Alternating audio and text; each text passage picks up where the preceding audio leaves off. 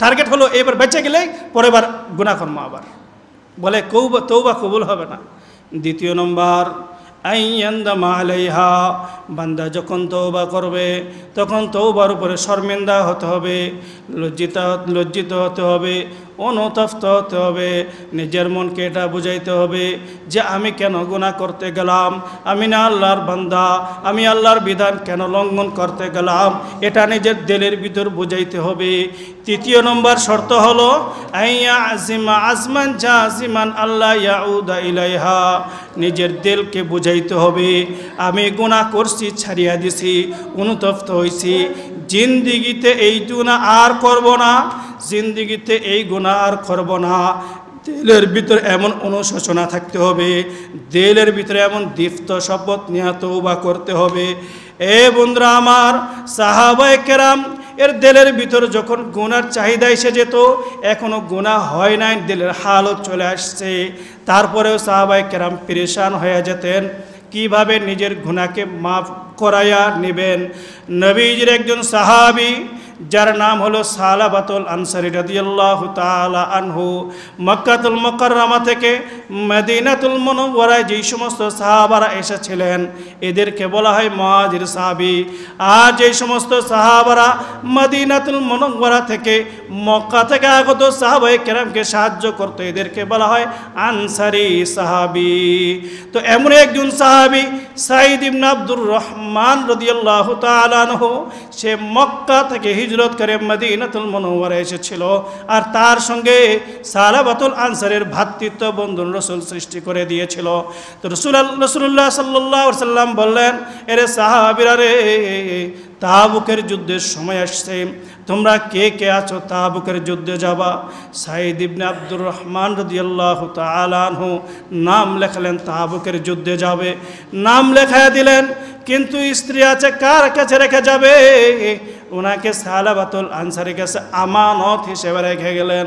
সাঈদ ইবনে আব্দুর রহমান যখন চলে যায়, সালাবাতুল আনসারের দিলের ভিতরে শয়তান ওয়াসওয়াসার প্ররোচনা দিতে থাকে, এরে সালাবা, এখন ঘর ফাঁকা, বাড়ি ফাঁকা, সাঈদ ইবনে আব্দুর রহমান নাই, তুমি যদি চাও তোমার মনের কামনা বাসনা পুরা করতে পারো, যেহেতু তোমার স্ত্রীও ঘরে নাই। একদিন দুই দিন হতে হতে শয়তান ওয়াসওয়াসার প্ররোচনায় পড়িয়া নবীজির এই সাহাবী ঘরের ভিতর ঢুকে পড়লেন। পর্দার ওই পারে ছিল সাঈদ ইবনে আব্দুর রহমানের স্ত্রী, হাত ধরে ফেললেন, বেশি কিছু করে নাই, কেবলমাত্র হাত ধরছে। সাঈদের স্ত্রী ডাক দেয়া বলে, রে সালাবা, তুমি কি ভুলে গেছো আমি তোমার ভাইয়ের রেখে যাওয়া আমানত?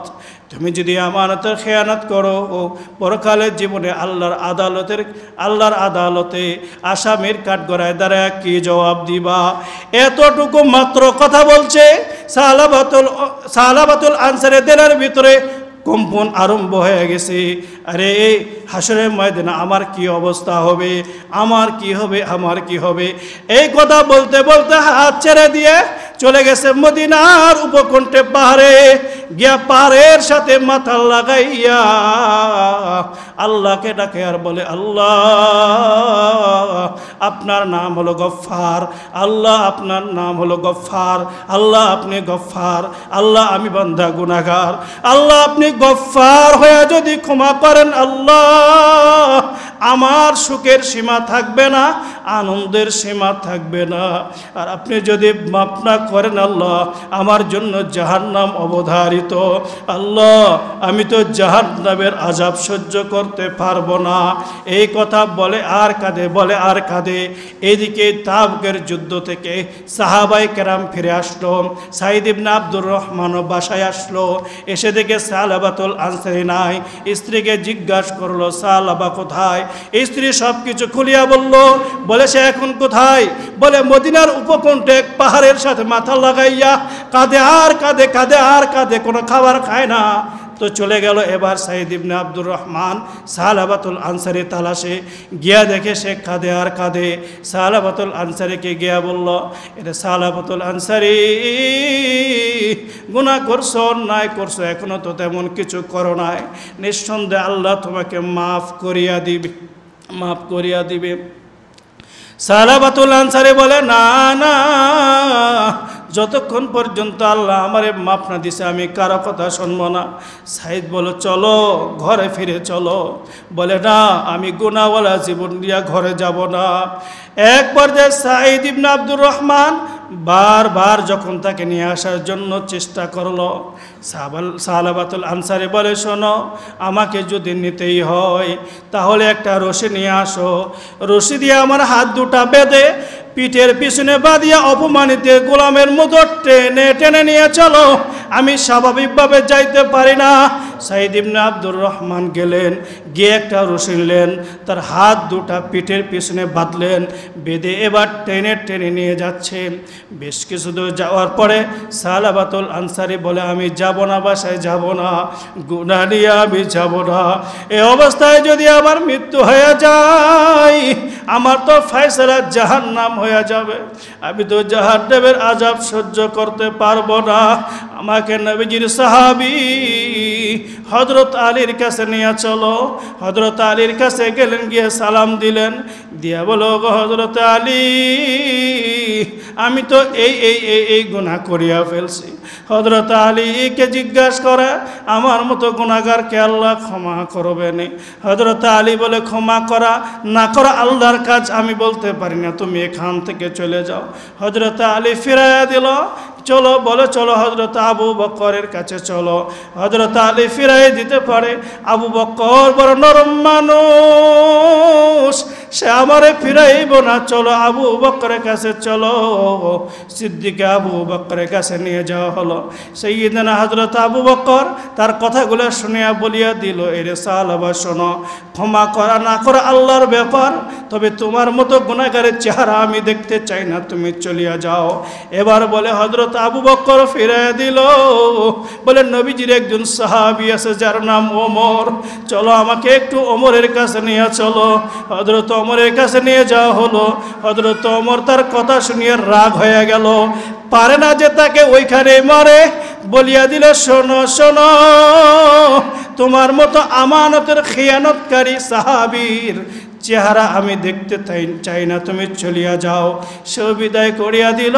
সাহাবাতুল আনসারি বলে হযরত আলী ফিরাইতে পারে, হযরত আবু বকর ফিরাইতে পারে, হযরতে ওমর ফিরাইতে পারে রে, বিশ্ব নবী আমাকে ফিরাবে না। চলো গো নবীজির দরবারে নিয়ে চলো। নিয়ে যাওয়া হলো আল্লাহর নবীর দরবারে। নবীজিকে সালাম জানায়, বলে গো নবীজি, আমি তো গুনাহ করে ফেলেছি, অন্যায় করে ফেলেছি। আল্লাহর নবী জিজ্ঞাসা করে কি অন্যায় করছো তুমি বলো? বলে আমার ভাই সাইদের স্ত্রীর উপর আমি খেয়ানত করিয়া ফেলছি। কথাটা শোনার সঙ্গে সঙ্গে আল্লাহর নবীর চেহারার রং পরিবর্তন হয়ে গেল। নবীজির চেহারার রং বিবর্ণ হয়ে গেল, লাল হয়ে গেল। নবীজি রাগ হয়ে গেলেন আর বললেন, এরে সাহাবা, কোনো খেয়ানতকারীর জায়গা আমি রাসূলের দরবারে না, তুমি বের হয়ে যাও, তোমার চেহারা আমি দেখতে চাই না। নবীজিও যখন ফেরায়া দিল, ওনার একটা মেয়ে ছিল, তার নাম হলো খামসানা। খামসানা রাদিয়াল্লাহু তাআলা আনহা বলে, বাবা নবীজির সাহাবারা আপনাকে ক্ষমা করে নাই, আল্লাহর নবী আপনাকে ক্ষমা করে নাই। যতক্ষণ পর্যন্ত নবীর সাহাবীরা আপনাকে ক্ষমা না করছেন, আল্লাহর নবী ক্ষমা না করছে, ততক্ষণ পর্যন্ত আমি আপনাকে আব্বা বলে ডাক দিব না। সাহাবাতুল আনসারি বলে, এরে সাইদ হাতের রশি খুলিয়ে দাও, যতক্ষণ না পর্যন্ত আল্লাহ আমারে মাফ না করছে ততক্ষণ পর্যন্ত আমি এই মুখ কাউকে দেখাবো না। এই কথা বলে দৌড় দিয়ে মদিনার উপকণ্ঠে চলিয়া গেল। এবার আল্লাহর দরবারে কাঁদে আর বলে, আল্লাহ, জাহান্নামের আযাব আল্লাহ আমি সহ্য করতে পারবো না, কবরে আযাব সহ্য করতে পারবো না, হাসরের ময়দানে ভয়াবহতা আল্লাহ সহ্য করতে পারবো না। এই কথা বলে আর কাঁদতে কাঁদতে কাঁদতে কাঁদতে কাঁদতে চোখ অন্ধ হয়ে গেছে। চোখ দিয়ে এবার পানির পরিবর্তে রক্ত পড়া আরম্ভ করছে। অন্ধ হয়ে গেছে, আর কাউকে চিনে না, খাবারের ফেকের নাই, ঘুমের ফেকের নাই, পাগল হয়ে গেছে, পাগল। আল্লাহ নবী সাল্লাল্লাহু আলাইহি সাল্লামকে আল্লাহ পাক জিবরাইল আমিনকে পাঠায়া জিজ্ঞাসা করে, আমার নবীকে জিজ্ঞাসা করেন, সমস্ত মাখলুকাতগুলোরে মানুষে আমি আল্লাহ বানাইছি না কে বানাইছে? জিবরাইল আমিন জিজ্ঞাসা করে, ওগো নবীজি, সমস্ত মানুষকে কে বানাইছে? নবী আলাইহিস সালাতু ওয়াস সালাম বলে নিশ্চয় আল্লাহ বানিয়েছে। বলে আল্লাহ যদি বানায় থাকে, আল্লাহর সিদ্ধান্ত হলো সালাবাতুল আনসারীকে আল্লাহ মাফ করে দিয়েছে। সুবহানাল্লাহ বলেন। নবীজি হযরত ওমরকে ডাকলেন, হযরত আলী আর ওমরকে ডাকলেন, ডেকে বলে এরে সাহাবীরা রে, গত কয়েকদিন আগে সালাবাতুল আনসারী আমার কাছে এসেছিল একটা গুনাহ করিয়া, কিন্তু আমি নবীজির বড় রাগ হইছে, তার গুনাহ দেখে আমি তারে তাড়ায়া দিছি। এবার তো আল্লাহ ফেরেশতা পাঠায় খবর দিছে আল্লাহ নাকি তার তওবা কবুল করিয়া নিছে। কথাটা শোনার সঙ্গে সঙ্গে হযরত আলী বলে আমার কাছেও তো আসছিল, সাইয়্যিদনা আবু বকর বলে আমার কাছেও তো আসছিল, আমিও তো ফিরাইয়া দিছি। হযরত ওমর বলে আমিও তো ফিরাইয়া দিছি। আল্লাহর নবী বলে যাও যাও, আমার সাহাবী সালাবাতুল আনসারীকে খুঁজে নিয়ে আসো। গেল খুঁজতে খুঁজতে কোথাও খুঁজে পায় না। দেখে মদিনার উপকণ্ঠে কিছু মানুষ কৃষি কাজে লিপ্ত আছে, তাদেরকে জিজ্ঞাসা করলো তোমরা কি সালাবাতুল আনসারী নামে কাউকে চিনো? বলে না না, সালাবাতুল আনসারী নামে কাউকে চিনি না। তবে ওই যে গহীন জঙ্গলের ভিতরে একজন মানুষ শুধু কাঁদে আর কাঁদে, কাঁদে আর কাঁদে, কাঁদে আর কাঁদে, তার কান্না দেখে মনে হয় সে জাহান্নাম থেকে পালায় আসছে। কাঁদতে কাঁদতে কাঁদতে কাঁদতে তার চোখ দুটা অন্ধ হয়ে গেছে। এবার কাঁদে তো চোখ দিয়ে পানির পরিবর্তে রক্ত বের হয়, পুজ বের হয়। সাহাবায়ে কেরাম গেলেন, হযরত আবু বকর সিদ্দিক রাদিয়াল্লাহু তাআলা আনহু গেলেন, হযরত ওমর গেলেন। ওমরে ফারুক গিয়ে ডাক দেন, এরে সালাবা, এরে সালাবা, তুমি পাহাড় থেকে নেমে আসো, পাহাড় থেকে নেমে আসো। সালাবাতুল আনসারী বলে আমি তো দৃষ্টিশক্তি হারায় ফেলছি, চোখে দেখি না, তবে তোমার আওয়াজ শুনে মনে হয় তুমি নবীর সাহাবী ওমর মনে হয়। হযরত ওমর বলে হ্যাঁ আমি ওমর, তোমাকে নেওয়ার জন্য আসছি। সালাবাতুল আনসারী বলে না না, ওই সময় পর্যন্ত আমি যাব না যতক্ষণ না পর্যন্ত আল্লাহ আমার মাফের ঘোষণা না করছে। আল্লাহ মাফ করার আগে আমি যাব না। হযরত ওমর বলে আল্লাহ পাক রব্বুল আলামিন তোমাকে মাফ করিয়া দিছে, নবী আলাইহিস সালাতু ওয়াস সালাম আমাকে পাঠাইছে। এই কথা বলার পরে সালাবাতুল আনসারীকে নিয়ে হযরত ওমর আসতেছিল। এদিকে নবী আলাইহিস সালাতু ওয়াস সালাম ফজরের জামাত আরম্ভ হয়ে গেল।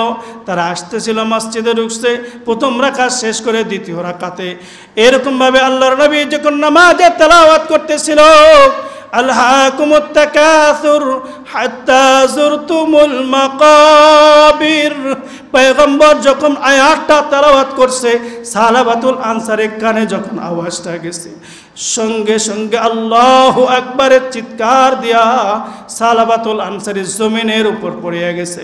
নবীজি নামাজ শেষ করলেন, করে এসে সালমানে ফার্সিকে বললেন, এর সালমানে ফার্সি দেখো সালাবার কি হয়েছে। সালাবাতুল আনসারীর এরকমভাবে সালমানে ফার্সি দেখে বললেন, ওগো নবীজি আপনার সাহাবী আর দুনিয়ায় না বিদায় নিয়ে চলে গেছে। কথারে শোনার সঙ্গে সঙ্গে নবীজি অজোরে কাঁদতে আরম্ভ করলেন, আর সাহাবায়ে কেরামকে বললেন, এরে সাহাবার রে, তার কাফন দাফনের ব্যবস্থা করো, আমি রাসূল নিজেই তার জানাজার নামাজটা পড়াবো। কাফন দাফনের ব্যবস্থা হয়ে গেল, নবীজি জানাজার নামাজ পড়াইলেন। কিন্তু নবীজি জানাজার নামাজ পড়াতে যাওয়ার সময় বৃদ্ধাঙ্গুলির উপর ভর করে করে যাইতেছিল।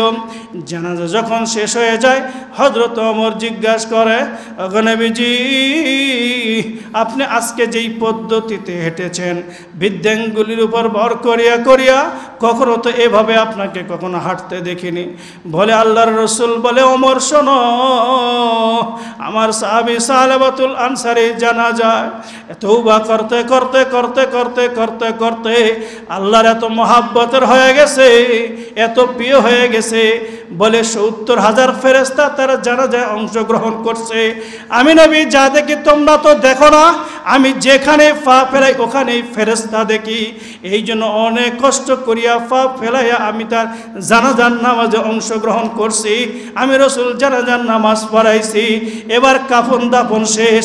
খামসানা রাদিয়াল্লাহু তাআলা আনহা বলে, আমার আব্বা জান দুনিয়া থেকে বিদায় নিয়ে গেছে, মাও অনেক আগে বিদায় নিয়ে গেছে, আমি আর কাকে আব্বা আব্বা বলে ডাকবো আর কাকে আম্মা বলিয়া ডাকবো?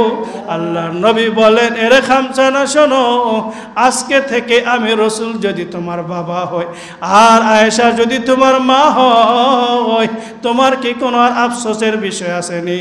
খামসানা বলে, না না, কোনো চিন্তার পেরেশানির কারণ নাই। এ কলিজার টুকরা মুসলমান, এখনো পর্যন্ত সালাবাতুল আনসারী গুনাহ করে নাই, কেবলমাত্র হাত ধরছে, গুনাহ করার জন্য উদ্যত হয়েছে। তারপরও কত পেরেশানি, কত পেরেশানি, কত পেরেশানি। নবী আলাইহিস সালাতু ওয়াস সালাম বলেন, এরকম ভাবে হযরত আবু বকর সিদ্দিক রাদিয়াল্লাহু তাআলা আনহু নামাজে দাঁড়ায়া ফুফায়া ফুফায়া কান্দে। রাসূল জিজ্ঞাসা করে, এরে আবু বকর, তুমি কাঁদো কেন, কাঁদো কেন? তোমার জন্য তো জান্নাতের ফয়সালা হয়ে গেছে, তুমি কিসের দুঃখে কাঁদো? হযরতে আবু বকর বলে, ওগো নবীজি, আমার তো জান্নাতের ফয়সালা হয়ে গেছে জানি। আল্লাহ যদি হাসরের ময়দানে আমাকে ডাক দেয়া বলে, আবু বকর, তোমার জন্য আমি আল্লাহ যে জান্নাতের ফয়সালা করলাম, এরে আবু বকর বলো, এর জন্য তুমি কি আমল নিয়ে আসছো? আর যদি সেই মুহূর্তে আমি আমার আমলগুলো তার সামনে পেশ করি, আল্লাহর দরবারে পেশ করি, আর আল্লাহ যদি বলে, আবু বকর রে, তোমার জিন্দেগির একটা আমলও আমার কাছে গ্রহণযোগ্য হয় নাই, আল্লাহ সেই সময় আমার জাহান্নাম ছাড়া উপায় থাকবে না, নিঃসন্দেহে আমাকে জাহান্নামে যেতে হবে। হযরত ওমর বলে, জাহান্নামের কথা শুনতে শুনতে আমি ভয়ে অসুস্থ হয়ে পড়ছি, দুনিয়ার কোনো রোগ আমারে ধরে নাই। এরে বন্ধু, নবীজির সাহাবী, ওনাদের ইখলাস কোনো দিকে কমতি ছিল না, জামাত ছাড়া নামাজ পড়তো না, ওকে কষ্ট দিত না। তারপরে ওনাদের মৃত্যুর এত ভয়, তারপরেও জাহান্নামের এত ভয়।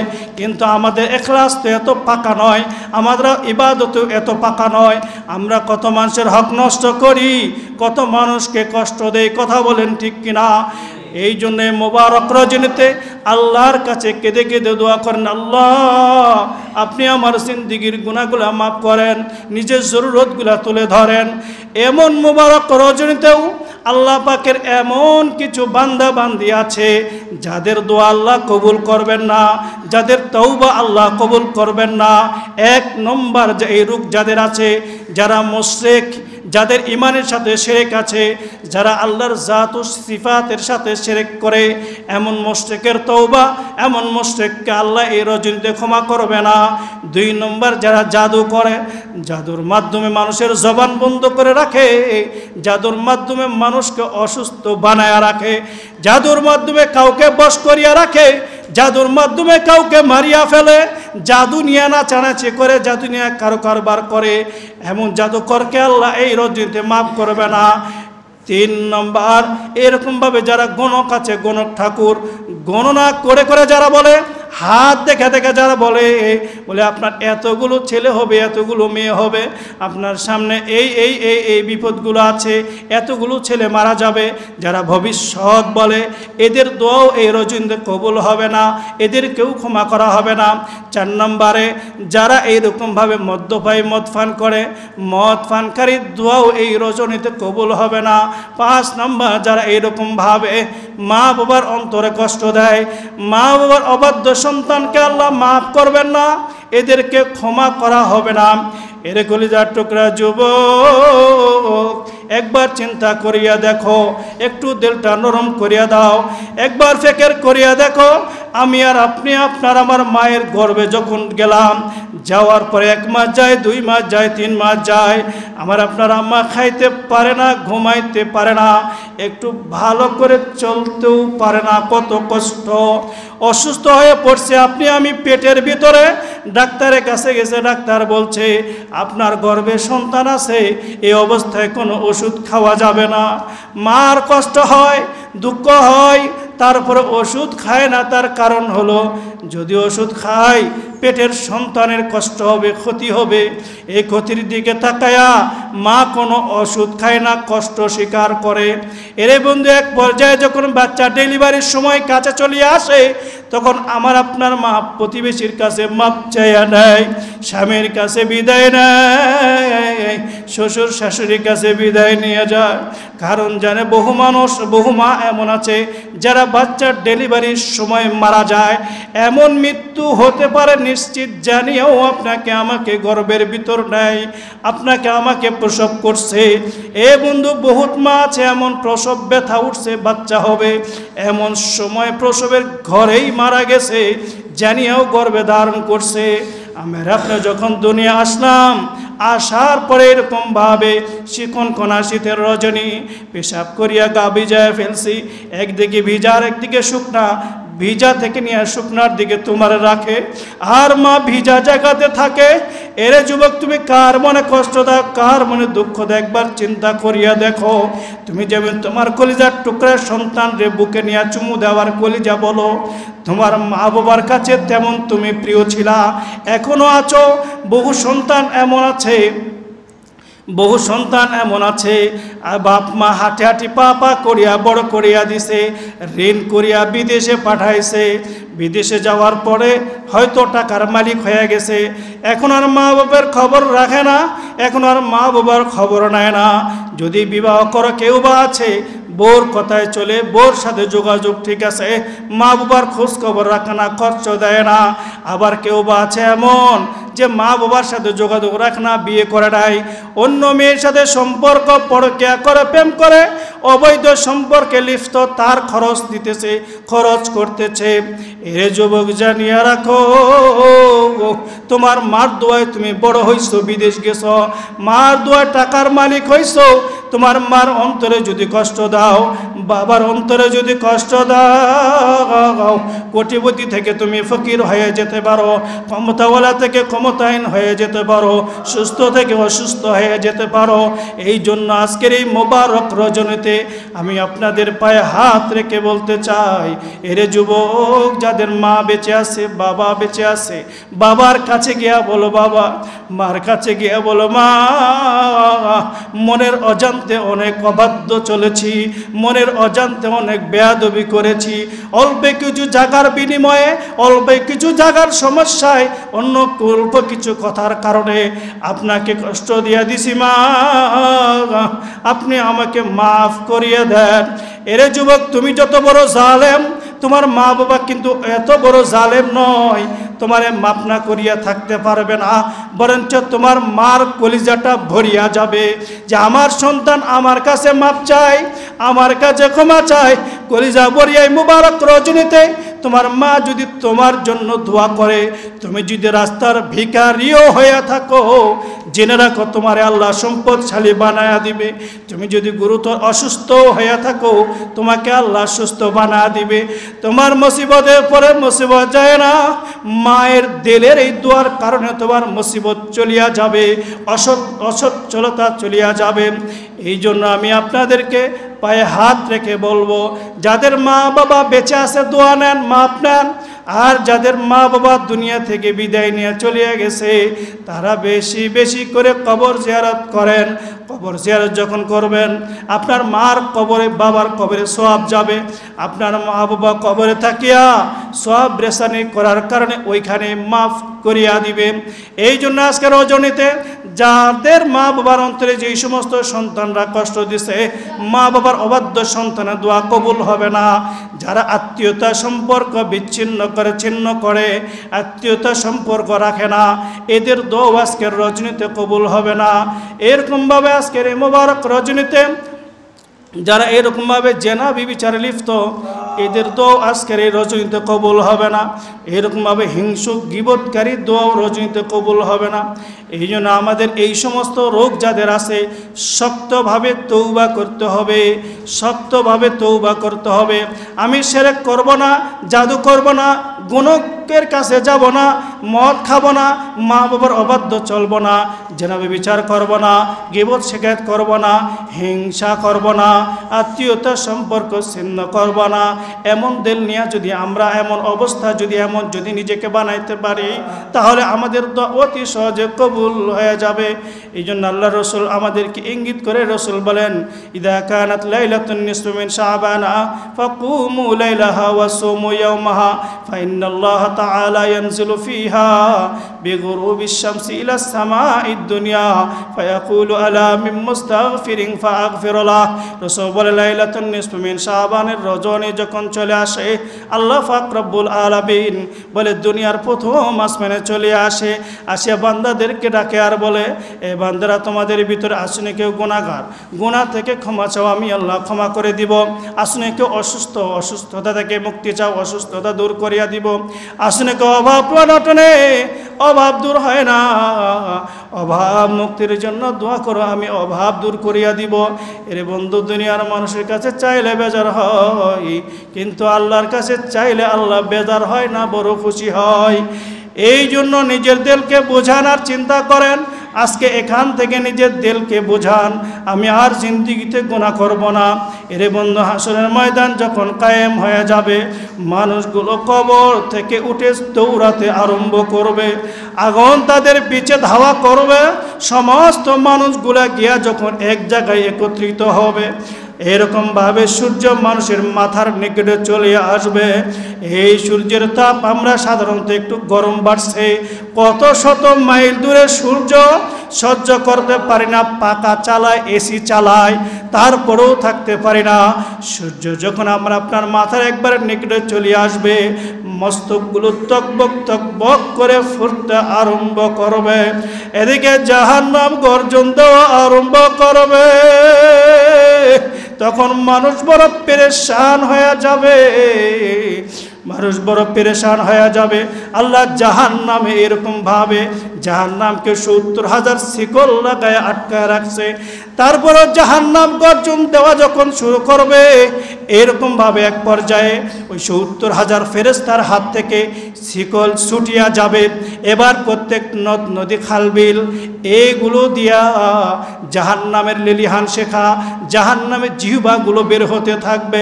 এবার নবীরাও কাঁদতে থাকবে, নবীরাও বড় পেরেশান হয়ে যাবে, নবীরাও ইয়া নাফসি বলতে থাকবে। আর দেখবে আগুনের লেলিহান শিখাগুলো আসতেছে, আগুনের লেলিহান শিখাগুলো আসতেছে। নবীরা আল্লাহর কাছে আবেদন করবে, আল্লাহ বাঁচান, আল্লাহ বাঁচান, আগুন চলিয়ে আসলো, আমাদেরকে গ্রাস করিয়া ফেলবে।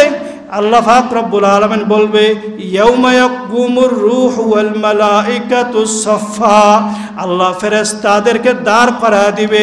আগুন এই ব্রিগেড পার হয়ে আর আসতে পারবে না। এখন হাসরবাসীরা একজন আরেকজনের সাথে আলোচনা করবে, এত ভয়াবহতা আর সহ্য হয় না। এদিকে আল্লাহ গর্জন দিয়া দিবে, লিমানিল মুলকুল ইয়াউম লিল্লাহিল ওয়াহিদিল কাহ্হার। আল্লাহ হুঙ্কার সুরার সঙ্গে সঙ্গে আরশ আজিম থরথর থরথর করে কাঁপা আরম্ভ করবে। আল্লাহ বলবে, আজকে রাজত্ব কার? কার রাজত্ব আজকে বলো? আজকে কারো রাজত্ব চলবে না। এ টাকাওয়ালা, তোমার টাকার বাহাদুরি কোথায়? এই ক্ষমতাওয়ালা, ক্ষমতার বাহাদুরি কোথায়? আসো বাহাদুরি দেখাও। হাসুরবাসী থরথর করে কাঁপতে থাকবে, আরশ আজিমও কাঁপতে থাকবে। এই অবস্থার ভিতরে মানুষ একজন আর একজন বলাবলি করবে, আর ভয়াবহতা সহ্য হয় না। আল্লাহ বিচার কার্য আরম্ভ করুক, কিন্তু আল্লাহকে কে এ কথা বলবে? কেউ সাহস পাবে না। সকলে মিলিয়া চিন্তা করবে, চলো যাই আমাদের বাবা আদমের কাছে যাই। আদম যেহেতু সকলের বড়, ওনাকে গিয়া বলবো, উনি যেন আল্লাহর কাছে আবেদন করে, আল্লাহ আপনি বিচার কার্য আরম্ভ করে। আদম পয়গম্বরের কাছে সকলে যাবে। গিয়া যখন বলবে, আদম পয়গম্বর বলবে, না না না না, আল্লাহ যে রাগান্বিত হয়ে আসে, আল্লাহর সামনে গিয়ে কথা বলার মতো হিম্মত আমার নাই। তোমরা অন্য কারো কাছে যাও, দেখাই দিবে তোমাদের বাবা ইব্রাহিমের কাছে যাও। সকলে মিলে ইব্রাহিম পয়গম্বরের কাছে যাবে। ইব্রাহিম বলবে না না, আল্লাহর সামনে দাঁড়ানোর মতো হিম্মত আমার নাই, তোমরা অন্য কোথাও যাও। চলিয়া যাবে সাইয়্যিদনা মুসা পয়গম্বরের কাছে। মুসা পয়গম্বর বলবে না না, আমি আল্লাহর সামনে যদি দাঁড়াই, আল্লাহ যদি বলে রে মুসা, একজন মানুষকে একটা থাপ্পড় মারিয়া ফেলছো কেন বলো, আল্লাহর সামনে আমি কি উত্তর দিব? তোমরা বরং ঈসা পয়গম্বরের কাছে যাও। সকলে মিলে ঈসা পয়গম্বরের কাছে যাবে। ঈসা পয়গম্বর বলবে না না, আমার পক্ষে সম্ভব না, তোমরা ইউসুফ পয়গম্বরের কাছে যাও। ইউসুফ পয়গম্বর বলবে শোনো, কোন নবীর কাছে গিয়ে লাভ হবে না, তোমরা মুহাম্মদুর রাসূলের কাছে যাও। আজকে রজনীতে মুহাম্মদুর রাসূল ছাড়া কেউ সুপারিশ করতে পারবে না। সকলে মিলায়া আল্লাহর হাবিবের কাছে যাবে। গিয়া দেখবে আল্লাহর নবী আরশ আজিমের নিচে সেজদা পড়িয়া কান্দার বলে ইয়া হাবলি ইয়া উম্মতি, উম্মতকে নিয়ে কান্দে আর দোয়া করে আল্লাহ আল্লাহ আমার উম্মতের কি হবে। উম্মতকে নিয়ে কান্দে। সমস্ত হাসরবাসী গিয়া আল্লাহর হাবিবকে বলবে ওগো নবীজি, আদমের কাছে গেছি ফিরাইয়া দিছে, ইব্রাহিমের কাছে গেছি ফিরাইয়া দিছে, ঈসার কাছে গেছি ফিরাইয়া দিছে, মুসার কাছে গেছি ফিরাইয়া দিছে, ইউসুফের কাছে গেছি ফিরাইয়া দিছে। বুক ভরা আশা নিয়ে আসছি আপনার কাছে, আপনি একটু আল্লাহর কাছে যাবেন, গিয়া বলবেন আল্লাহ বিচার কার্য আরম্ভ করেন, আপনি এই সুপারিশটা গিয়া একটু করেন। আল্লাহ নবী সেজদা থেকে মাথা উঠাইয়া বলবেন হ্যাঁ হ্যাঁ, আমারই দায়িত্ব আজকে সুপারিশ করার। এই কথা বলিয়া আল্লাহর পয়গম্বর আল্লাহ পাকের সামনে যাবে। গিয়া দেখবে আল্লাহ গর্জন দেওয়া আরম্ভ করছে। আল্লাহ গর্জন দেয়, এই অবস্থা দেখিয়া সকল পয়গম্বর থরথর থরথর করিয়া কাঁপে। এদিকে আরশ আজিমও কাঁপতে আরম্ভ করছে, আরশ আজিমও কাঁপতে আছে। নবী সেদিন এমন আল্লাহর প্রশংসা করবে, নবী বলতে থাকবে আনতাল হাইয়ুল কাইয়ুম আনতা রাব্বুল আরশিল আযীম আনতা যুল জালালি ওয়াল ইকরাম। নবী বলেন সেদিন আমি এত প্রশংসা করব, প্রশংসা শুনিয়া আল্লাহর কুদরতি মেজাজটা একেবারে ঠান্ডা হয়ে যাবে। এবার আল্লাহকে আমি ডাক দেওয়া বলবো আল্লাহ, গোলাম মালিক হয়ে যদি গোলাম রে ধমক দেয়, বকা দেয়, মালিক হয়ে যদি গোলাম রে ধমক দেয়, গোলামের কি শক্তি আছে মোকাবেলা করা? আল্লাহ তাআলা আপনি বিচার কার্য আরম্ভ করিয়া দেন। আল্লাহ বলবে হ্যাঁ বিচার কার্য আরম্ভ করিয়া দাও। মানুষের আমল নামার হিসাব আরম্ভ হয়ে যাবে। এই অবস্থার ভিতরে কিছু নাফরমান নালায়েক থাকবে, তারা তাদের গুনার কথা স্বীকার করবে না, বলে না না আল্লাহ এই গুনাহ তো আমি করি নাই। আল্লাহ বলবে যদি সাক্ষী দিয়ে বিশ্বাস করবি তো? বলে হ্যাঁ বিশ্বাস করব। এবার আল্লাহ সাক্ষী পেশ করবে আর বলবে ইয়াউমা ইযিন তুহাদ্দিসু আখবারাহা, যে জমিনের উপর বৈশা শুয়া গুনাহ করছে ওই জমিন আল্লাহকে ডেকে ডেকে বলবে আল্লাহ এই নাফরমান আমি জমিনের উপর দাঁড়াইয়া, আমি জমিনের উপর বৈশা অমুক অমুক অমুক অমুক গুনাহের কাজগুলা করছে, এইভাবে জমিন সাক্ষী দিয়া দিবে। বলে তারপরেও মনে তোর বিশ্বাস হয় না? বলে না না জমিন তো আমার শরীরের বাহিরে। এবার আল্লাহ পাক রব্বুল আলামিন তার মুখে মোহর মারিয়া দিবে। আল্লাহ বলেন আল ইয়াউমা নাখতিমু আলা আফওয়াহিহিম ওয়া তুকাল্লিমুনা আইদিহিম ওয়া তাশহাদু আরজুলুহুম বিমা কানু ইয়াকসিবুন। আল্লাহ পাক রব্বুল আলামিন এবার মুখে মোহর মারিয়া দিবে। এবার হাত বলিয়া দিবে অপরাধের কথা। হাত বলবে আল্লাহ আমি হাত দ্বারা এই গুনাহের কাজগুলা করছে। চোখ বলিয়া দিবে আল্লাহ আমি চোখ দ্বারা হারাম কাজ করছে। কোন একজন আল্লাহর আরেফ বলেন রোজে মাহশর হর নাহা ফায়দা শাওয়াদ, রোজে মাহশর হর নাহা ফায়দা শাওয়াদ, हमसे खुद हर मुजरे मार सुवा शवाद, दस्त पा बदहद गवाही अदबिया बरफसाद उबे पेशे मुस्ता लब गोयत मंचुनी बूसीदम দস্তগুয়ত মঞ্চুনি দজদিদাম গুশগুয়ত সিদাম সমরুল কালাম চশমা গুয়দ করদাম গুমজা হারাম। হাত সাক্ষ্য দিবে আল্লাহ এই কাজগুলা করছি, চোখ বলবে আল্লাহ এই গুনাহগুলা করছি, কান বলিয়া দিবে আল্লাহ এই কান দ্বারা আল্লাহ হারাম জিনিসগুলা এরকমভাবে শুনছে। প্রত্যেকটা অঙ্গ প্রত্যঙ্গ যখন বিরুদ্ধে সাক্ষ্য দিবে, মানুষ নিজের শরীরের চামড়া নিজে টেনে ধরে বলবে অকলু লিজুলুদিহিম অকলু লিজুলুদিহিম লিমা শাহিদতুম আলাইনা। মানুষ নিজের শরীরের চামড়া টেনে ধরে ধরে বলবে, এরে তোরা তো দুনিয়া থাকতে কখনো কথা বলস নাই, এরে চামড়া, এরে শরীর, এরে হাত, এরে পায়ে, এরে চেহারা, তোদের ভালো থাকার জন্যই তো আমি হারাম খাইছি, তোদের জন্যই তো আমি হারাম কামাই করছি। আজকে তোরা কিভাবে কথা বললি? অঙ্গ প্রত্যঙ্গগুলো আওয়াজ দেয়া বলবে, এরে নাফরমানের জাত, তোমাকে যে আল্লাহ সর্বপ্রথম কথা বলার শক্তি দিয়েছে, ওই আল্লাহ তাআলা আজকে আমাকেও কথা বলার শক্তি দিয়েছে। এরকমভাবে অঙ্গ প্রত্যঙ্গগুলো সাক্ষী দিয়া দিবে। এরপরে আল্লাহ বলেন কিরামান কাতিবিন ইয়ালামুনা মা তাফআলুন। আমার আপনার ডান কাঁধে একজন ফেরেশতা আছে, বাম কাঁধে আরেকজন ফেরেশতা আছে। ডান কাঁধের ফেরেশতারা নেক লেখে, বাম কাঁধের ফেরেশতারা গুনাহ লেখে। ডান কাঁধের ফেরেশতার মাধ্যমে আমলগুলো প্রকাশিত করা হবে, বাম কাঁধের ফেরেশতাগুলো দ্বারাও আমলগুলো প্রকাশিত করা হবে। নেকার বদি মিলাইয়া যখন দেখা যাবে গুনার সংখ্যা বেশি, এই অবস্থার ভিতরে আল্লাহ হাতটা মোচড় দিয়া পিছনে নিয়া এরকমভাবে আমল নামাটা হাতে দিয়া দিবে। আর আমায় আর আপনি গুনাহগার বান্দাগুলো বলতে থাকবেন, মালি হাদাল কিতাব লা ইগাদিরু সাগীরাতাও ওয়ালা কাবীরাতাও ইল্লা আহসাহা। বলে এটা কোন কিতাব? এখানে ছোট থেকে ছোট গুনাহটাও ছাড়ে নাই, ছোট থেকে ছোট গুনাহটাও বাদ পড়ে নাই, বড় থেকে বড় গুনাহটাও বাদ পড়ে নাই, ছোট থেকে ছোট নেকটাও বাদ পড়ে নাই, বড় থেকে বড় অনেকটাও বাদ পড়ে নাই। এরকমভাবে যখন আমল নেওয়া দেওয়া হবে, এ বন্ধুরা আমার, সেই সময়ের ভিতরে আপনি যদি জিন্দা থাকা অবস্থায় ইস্তেগফারটা ওই যে শর্ত মানিয়া করেন, সরকারে দু আলম নবী বলেন ইদা তাবাল আব্দু আনসাল্লাহুল হাফজাতা যুনুবাহু وأنسى ذلك جوارحه ومعالمه من الأرض حتى يلقى الله وليس عليه شاهد من الله بذنب। আল্লাহ রাসূল বলেন, কেউ যদি এরকমভাবে শর্ত মানিয়া খাঁটি দিলে তওবা করে, এরকমভাবে হাত অঙ্গ প্রত্যঙ্গ ভুলিয়া যাবে গুনাহের কথা, ফেরেশতাদেরকে আল্লাহ ভুলাইয়া দেবে গুনার কথা, জমিনরে ভুলাইয়া দেবে গুনার কথা।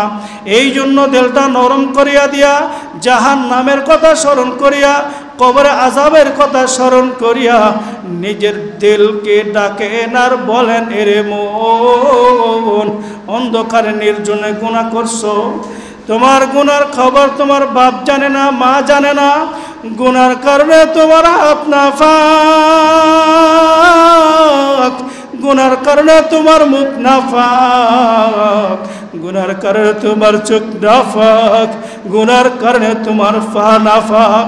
নাফাক এই শরীর নিয়া কিভাবে আল্লাহর তৈরি জান্নাতে যাওয়া? এরকমভাবে আমলনামা যখন প্রকাশিত হয়ে যাবে, জাহান্নামের ফয়সালা যখন হবে, আল্লাহ গর্জন দিবে আর বলবে, রে জাহান্নাম, এই নাফরমানটারে ধরিয়া আযাব দেওয়া আরম্ভ কর। এবার জাহান্নাম দ্রুত গতিতে আসবে, খপ করিয়া ধরিয়া নিয়ে গিয়ে আযাব শুরু করিয়া দিবে। এবার আগুন জ্বালানো আরম্ভ হয়ে যাবে, পায়ের গোড়ালি থেকে আগুন যখন জ্বলবে, বলে আগুন জ্বলতে জ্বলতে জ্বলতে জ্বলতে জ্বলতে জ্বলতে জাহান্নামীদের কলিজা পর্যন্ত জ্বালায়া ফেলবে। এরে বন্ধু, আমাদের কলবে তো শক্ত হয়ে গেছে, যার কারণে কবরে আযাবের কথা বললেও ভয় লাগে না, হাসরের ময়দানে ভয়াবহতার কথা বললেও ভয় লাগে না। এরে জাহান্নামের ভিতরে একটা মাঠ থাকবে, মাঠ কাঁটাওয়ালা মাঠ। এই মাঠে যখন জাহান্নামীরা চলাফেরা করবে, করতে গিয়া জাহান্নামীদের চোখে কাটা লাগবে, কাটা কাটা কাটা। এই কাটা লাগার কারণে রক্ত বের হবে, রক্ত থেকে পুঁজ বের হওয়া আরম্ভ করবে।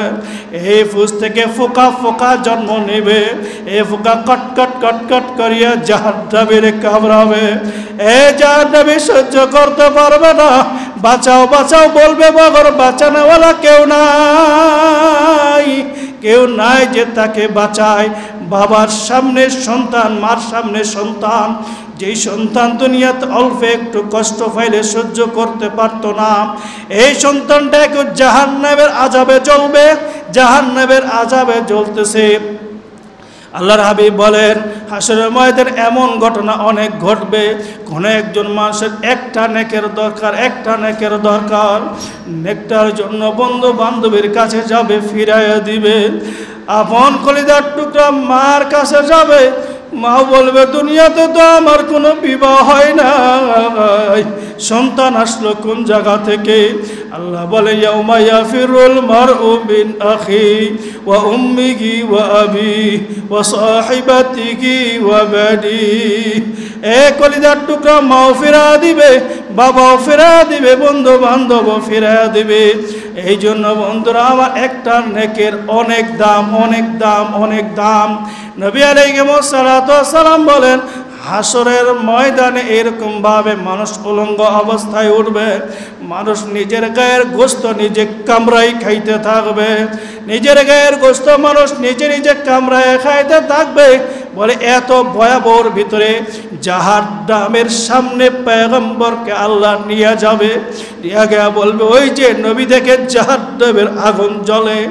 আল্লাহ নবী বলবে, আল্লাহ এটা নিববে কিভাবে? আমার উম্মত তো জ্বলিয়া শেষ হয়ে যাবে, আপনি আগুন নিভাইয়া দেন। আল্লাহ পাক রব্বুল আলামিন নবীজির হাতে এক গ্লাস পানি দিবেন, পানি দিয়া বলবেন নবীজি আপনি এই পানিটা নিক্ষেপ করেন। নবীজি এই পানিটা নিক্ষেপ করবে, আল্লাহর কুদরতে জাহান্নামের আগুন সঙ্গে সঙ্গে নিভিয়া যাবে। পয়গম্বর জিজ্ঞাসা করবে, আল্লাহ এটা কিসের পানি? এটা কি আবে হায়াতের পানি নাকি জমজমের পানি? আল্লাহ পাক রব্বুল আলামিন ডাক দিয়া বলবেন, ওগো নবীজি এটা আবে হায়াতের পানি নয়, এটা জমজমের পানি নয়, এটা হলো আপনার গুনাহগার উম্মতের চোখের পানি। এই জন্য যার চোখের পানি যত পড়বে, যে যত বেশি কাঁদবে, আল্লাহ বলেন ফালইয়াদহাকু কলিলাও ওয়া ইয়াবকু কাসীরা। বলে তোমরা হাসো কম, কাঁদো বেশি, আমরা উল্টা হাসি আর হাসি, হাসি আর হাসি। হাসতে হাসতে কলবটা মরিয়া গেছে, কান্না আসে না। মাইয়াতের সামনে গিয়েও আমরা হাসতে থাকি, কবরস্থানে গিয়েও হাসি, জাহান্নামের কথা শুনিয়াও হৃদয় নরম হয় না। এই জন্য যদি জাহান্নামের কথা শুনিয়া আপনার চোখ থেকে পানি না আসে, পানি না বের হয়, হৃদয়টা না ভেঙে যায়, বুঝবেন আপনার কপাল ফুরিয়া গেছে, আল্লাহর দিলের সাথে আপনার দিলের সম্পর্ক ছুটিয়া গেছে। এ কারণে আপনার দিলের ভিতর ভয় আসে না, এই জন্য আপনার চক্ষু থেকে পানি আসে না। কত আল্লাহর বান্দা আছে কবরের কথা বললে হাউমাউ করে কাঁদতে আরম্ভ করে। যার চোখ দিয়ে ওই সময় পানি আসে তার কপালটা বড় ভাঙা, কারণ তার দিলটা বড় ভালো, কার দিলটা বড় আল্লাহর মহাব্বতের। এই জন্য আল্লাহর মহাব্বত হবে। আমার চোখ দিয়ে পানি আসে না মানে আমার দিলে আল্লাহর মহাব্বত নাই, আল্লাহর মহাব্বত আমার দিলের ভিতর নাই, আমার ইমানের ভিতর কমজোরি হয়ে গেছে, আমার কলবটা নষ্ট হয়ে গেছে, গুনাহ করতে করতে করতে করতে জং ধরিয়া গেছে। আখিরি কথা হলো, আমি আপনাদেরকে হাতে হাত পায়ে হাত রাখিয়া বলতে চাই, এরে বন্ধু আজকের বয়ান আমার জীবনের শেষ বয়ান হইতে পারে, আজকের রজনীটা আমাদের জীবনের শেষ রজনী হইতে পারে। গত লাইলাতুন নিসফে মিন শাবানে কত মানুষ ছিল এই বছর নাই, এখানে আসার পরে এই এলাকার কত মুরব্বীদেরকে নিয়ে নামাজ পড়ছি। আজকে কথায় কথায় স্মরণ হইল 10-15 জন মানুষ আমার পিছে দাঁড়াইতো, এখন যখন পিছনে নজর করি ওই মুরব্বীগুলাকে আর দেখা যায় না। ওই মুরব্বীগুলা কিন্তু বংশের পরিবার মাঝে অবহেলিত ছিল না। তারা যখন জীবিত ছিল কত কদর ছিল, কত মূল্য ছিল। এখানেও যারা আছেন, কারো আব্বা ইন্তেকাল করিয়া গেছে, কারো মা ইন্তেকাল করিয়া চলিয়া গেছে। একটাবার চিন্তা করিয়া দেখেন, বাবার কবরের পাশে গিয়া বাবা বলে বলে ডাক দিলে আব্বা কবর থেকে আওয়াজ দিবে না। কিন্তু যার আব্বা আম্মা বেঁচে আছে, রাত 12-1টার সময় গিয়া ডাক দিল, আব্বা আম্মা উঠিয়া চলে আসবে। কলিজার টুকরা সন্তান যখন বাহিরে থাকে, মা ঘুমায় না, বাবা ঘুমাইতে পারে না, সন্তান কখন বাসায় আসবে। আজকে আপনার আব্বা মারা গেছে, আম্মা মারা গেছে, আপনি বড় কপাল পোড়া সন্তান। দুনিয়ায় ব্যস্ততা, এত ব্যস্ততা, বাবার দেওয়া ঘরে থাকেন, মার দেওয়ার জায়গা জমি ভক্ষণ করেন, বাবার কবরের পাশে দ্বারা একটু হাত উঠাইতে পারেন না। বুঝিয়া রাখবেন, আপনি মারা গেলে আপনার সন্তান আপনার কবরের পাশে যাবে না। এই জন্য আমি আপনাদেরকে হাতে ধরে পায়ে পড়ে বলতে চাই, রে ভাই, আজকে রজনীর শেষ মনে করিয়া আল্লাহর কাছে বেশি বেশি কাঁদবেন, বেশি বেশি কাঁদবেন, আর আল্লাহর কাছে দোয়া করবেন, আল্লাহ মারা যাওয়ার আগে আল্লাহর ঋণ যেন মৃত্যু না